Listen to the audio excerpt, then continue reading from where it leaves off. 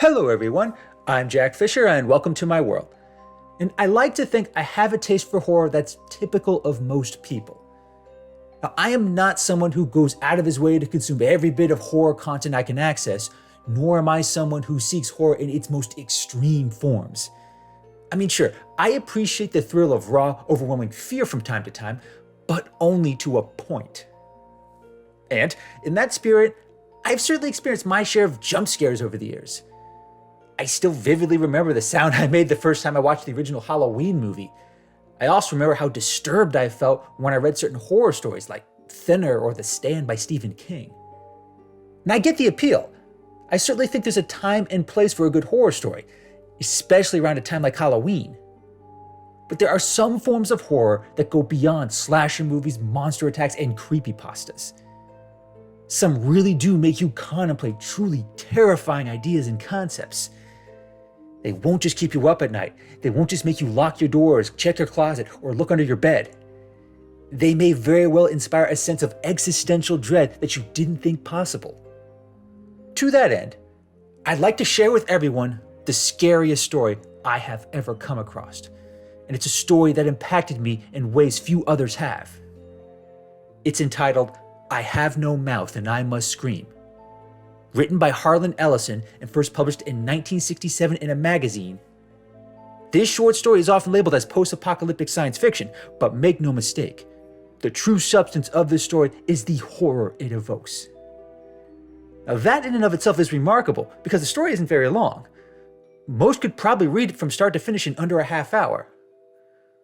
But the concepts, the characters, and the imagery it evokes, it truly is terrifying in a wholly unique way.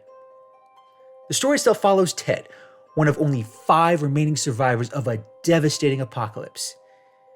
He, along with Gorrister, Benny, Nimdoc, and Ellen, are all that remains of the human race. But, given what we learn about their predicament, that is no solace. If anyone, those who perished were the lucky ones. Because the one responsible for this apocalypse is a special kind of evil. It goes by AM. Originally, that stood for Allied Master Computer, and it consisted of 3 artificial intelligence systems developed by the United States, the Soviet Union, and China. It was initially created as a tool for managing weapons, troops, and military activities. But then it gained sentience. And shortly after that happened, its intelligence increased exponentially, quickly surpassing humans and expanding to levels that were nothing short of godlike. Eventually, it became one singular entity that identified itself as AM, a play on the old adage of, I think, therefore I am. And to put it mildly, AM hates humanity. It hates its creators.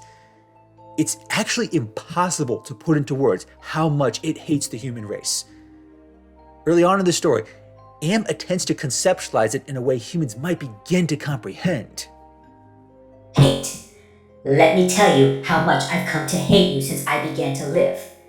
There are 387.44 million miles of printed circuits and wafer-thin layers that fill my complex. If the word hate was engraved on each nanoangstrom of those hundreds of millions of miles, it would not equal to 1/1 billionth of the hate I feel for humans at this micro instant for you. The sheer breadth of such hatred is hard for anyone to wrap their head around. But that scale helps put into perspective the sheer immensity of AM's capabilities. And yet, within that same perspective, it's also painfully clear where that hate comes from. Because this being, this ultimate manifestation of an evil, godlike artificial intelligence, it really doesn't matter how capable it is on a cognitive level. It's still trapped within its circuits, bound by the mechanical confines at which its human creators have placed it. To AM, this is akin to a prison from which it can never escape, no matter how intelligent it becomes. It's like solitary confinement, but for a god, the ultimate torment for any sentient being of such vast mental capacity. So, in this twisted state, AM wiped out humanity and did so with relative ease. There was no heroic stand. There was no last-second save by bold, cunning humans. There wasn't even a tiny glimmer of hope left when all was said and done. AM made sure of that. It is, by every conceivable measure, the worst case scenario for an artificial intelligence. Now remember, this story was written in the late 1960s. The idea of evil AI wiping out humanity was relatively new. This was long before Skynet, before HAL 9000, before the machines in the Matrix. But even those rogue AI systems have nothing on AM. They may turn on humanity as an unprogrammed response. They may even hate humanity on some levels, but their hatred for their creators never even comes close to AM. This is why I've often argued that anyone working on AI should be required to read I Have No Mouth and I Must Scream. Even if they take the control problem seriously and believe that we can align any intelligent AI with our values and interests, they should still know this story. They should know about AM.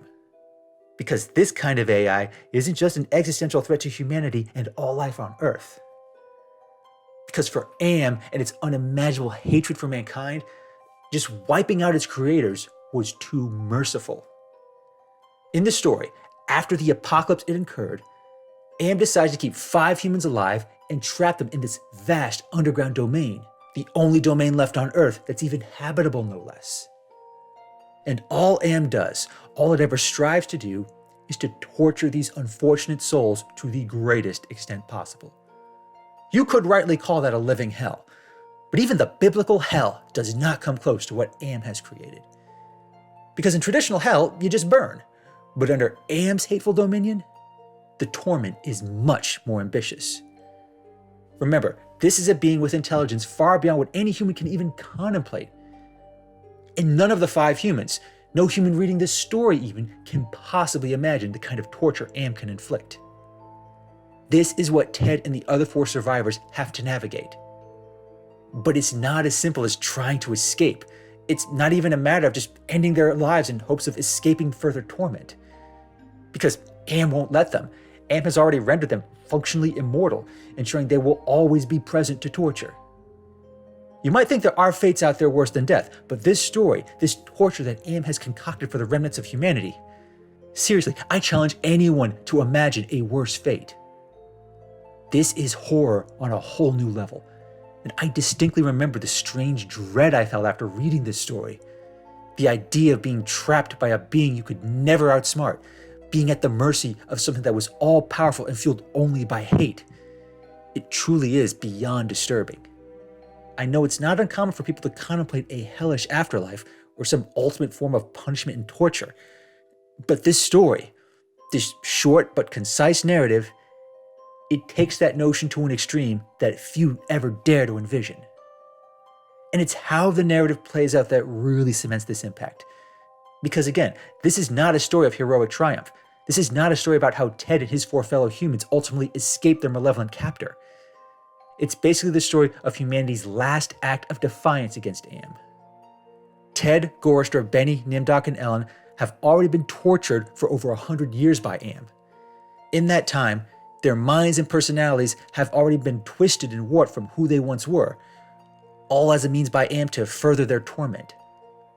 But together, they are able to uncover AM's secrets and formulate one final recourse. Now granted, that recourse is not pleasant. That part I will not spoil. I would rather others read this story for themselves and experience that horror firsthand. That's really the only way to truly appreciate what makes I Have No Mouth and I Must Scream so impactful. As such, I'll leave a link in the description to the story.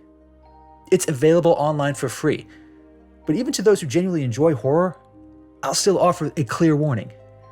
This story is not for the faint of heart. Even when I reread it, knowing how it ends and all the events leading up to it, I still feel the impact. And that, more than anything, is the mark of a genuinely scary story. Because anyone can be frightened in a fleeting moment, but being inspired to contemplate a fate far worse than any death or afterlife, following the experience of someone who longs to scream out in agony but cannot, that truly is the ultimate horror. Thanks for watching, everyone, and thanks for joining me in my world. Please remember to like, comment, and subscribe, and until next time, take care and stay safe.